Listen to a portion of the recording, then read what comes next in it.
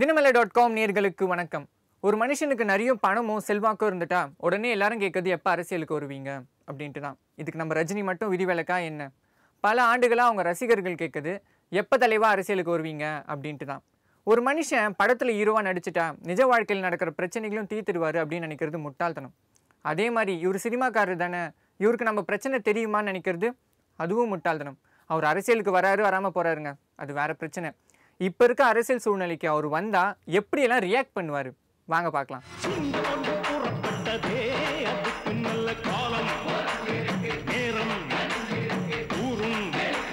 Sir, நீங்க அரசியல் கட்சி ஆரம்பிக்க என்ன காரணம்? சந்திரபோஸ் சூழ்நிலை. இப்போ புதுசாக ஒரு கட்சி தொடங்குறதுக்குன்னே ஒரு பேட்டர்ன் செட் பண்ணிட்டாங்க. யார் அரசியல் வர்றதுனாலும் அம்மா சமாதிக்கு முன்னாடி போய் ஒரு 5 நிமிஷம் தியானம் பண்ணணும்ட்டு. நம்ம சூப்பர் ஸ்டார் அம்மா சமாதிக்கு போனால் எப்படி இருக்கும்?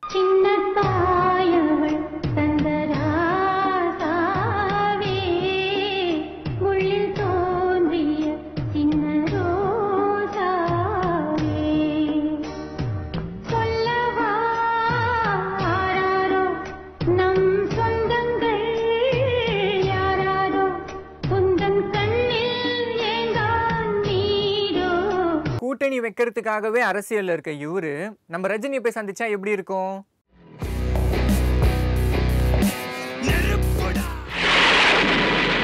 இன்னொரு தடவை இந்த பக்கம் நான் உன்னை பார்த்த இடத்துலயே குழி தோண்டி புதைச்சிடுவேன். எல்லாரும் ஆதரவு தெரிவிச்சாலும் 50 வருஷமா நீங்க தானே நாட்டை ஆண்டுகிட்டு இருக்கீங்க, ஒரு வாய்ப்பு எங்களுக்கு கொடுங்கன்னு ஒருத்தர் கேட்கிறாரு. இப்ப என்ன சூழல் மக்கள் மனதில் இருக்குன்னா, இனி அதாவது 50 ஆண்டு காலம் சினிமா துறையை சார்ந்தவர்கள் தமிழ்நாடு ஆண்டது போதும், இனி சினிமா துறையை சார்ந்தவர்கள் யாரும் வேண்டாம், எங்களுக்கு மற்ற துறைகளில் மருத்துவர்கள், பொறியாளர்கள், படித்தவங்க, பேராசிரியர்கள் இதெல்லாம் வரணும்னு ஒரு முடிவில் இருக்கிறாங்க. அதனால் இப்போ இருக்கிற இளைஞர்கள் போதும், சினிமா போதும், சினிமா மோகம் போதும், சினிமா ஆண்டது போதும்.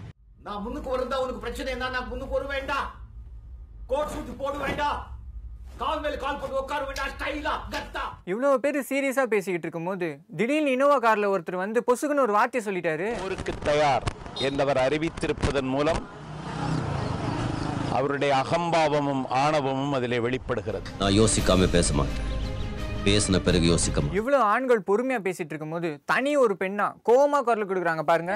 இன்று நடந்து கொண்டிருக்கும் பொழுது இங்கே கர்நாடகாவிற்கு லாரிகள் போகாததனால் 1,00,000 கோடி ரூபாய் இழப்பு.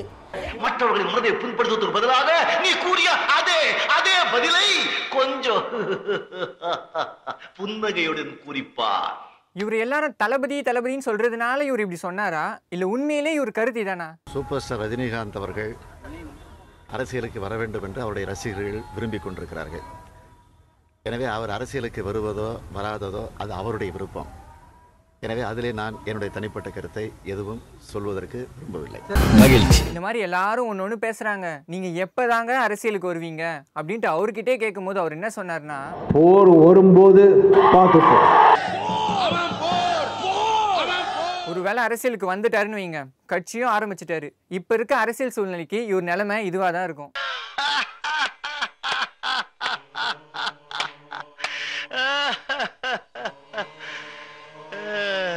கடைசியா கேக்குறோம், அரசியலுக்கு வருவீங்களா மாட்டீங்களா? நான் எப்போ வருவேன், எப்படி வருவேன்னு யாருக்கும் தெரியாது. ஆனா வர வேண்டிய நேரத்துல கரெக்டா வரும். மேலும் பல செய்திகளுக்கு இன்ஸ்டாகிராம்ல ஃபாலோ பண்ணுங்க, மறக்காம எங்களுக்கு சப்ஸ்கிரைப் பண்ணுங்க.